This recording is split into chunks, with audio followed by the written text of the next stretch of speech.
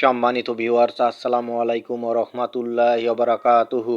আশা করি সবাই আল্লাহর অশেষ রহমতে ভালো আছেন, সুস্থ আছেন। এই চ্যানেলে আরেকটি নতুন গুরুত্বপূর্ণ ভিডিওতে আপনাদের সবাইকে স্বাগতম। আজকে আলোচনা করব পদত্যাগে বাধ্য হওয়া শিক্ষকদের বেতন দেওয়ার নির্দেশ। বিস্তারিত থাকছে ভিডিওতে।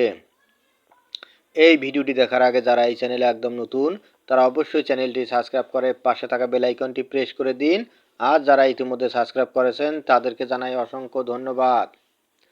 পদত্যাগে বাধ্য হওয়া শিক্ষকদের বেতন দেওয়ার নির্দেশ।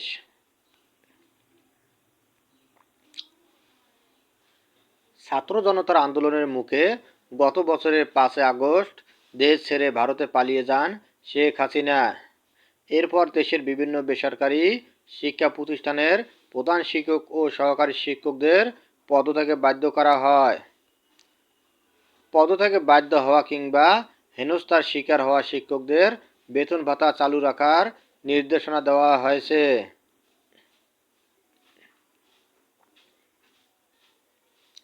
বুধবার শিক্ষা মন্ত্রণালয়ের মাধ্যমিক ও উচ্চশিক্ষা বিভাগের উপসচিব সাইয়েদ এ জেড মোরশেদ আলী স্বাক্ষরিত এক বিজ্ঞপ্তিতে এ নির্দেশনা দেওয়া হয়। এতে বলা হয়েছে, জোরপূর্বক পদত্যাগ এর পেছনে যাদের বিরুদ্ধে যৌক্তিক অভিযোগ রয়েছে তাদের বিষয়ে বিভাগ, জেলা ও উপজেলা পর্যায়ে তদন্ত করে প্রতিবেদন দেওয়ার জন্য সিদ্ধান্ত গৃহীত হয়। তদন্ত প্রতিবেদন প্রাপ্তির পর মন্ত্রণালয় যথাযথ নির্দেশনা জারি করবে। তদন্ত প্রতিবেদন আইন ও বিধিবিধান অনুযায়ী নিষ্পত্তি না হওয়া পর্যন্ত সংশ্লিষ্ট শিক্ষকের বেতন ভাতা চালু থাকবে। জানা গেছে, বেসরকারি শিক্ষা প্রতিষ্ঠানের প্রধান শিক্ষক, সহকারী শিক্ষকদের জোরপূর্বক পদত্যাগ ও হেনস্থা বিষয়ে মাধ্যমিক ও উচ্চশিক্ষা বিভাগ থেকে একটি পত্র আদেশ জারি করা হয়েছে।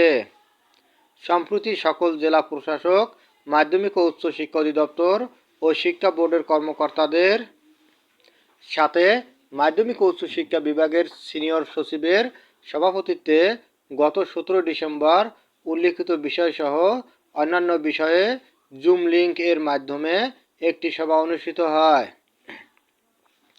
উক্ত সভায় অন্যান্য সিদ্ধান্তের সাথে পদত্যাগে বাধ্য করা শিক্ষকদের বেতন ভাতা চালু রাখার নির্দেশনা দেওয়া হয়।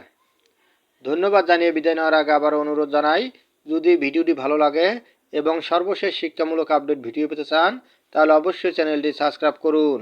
ধন্যবাদ সবাইকে।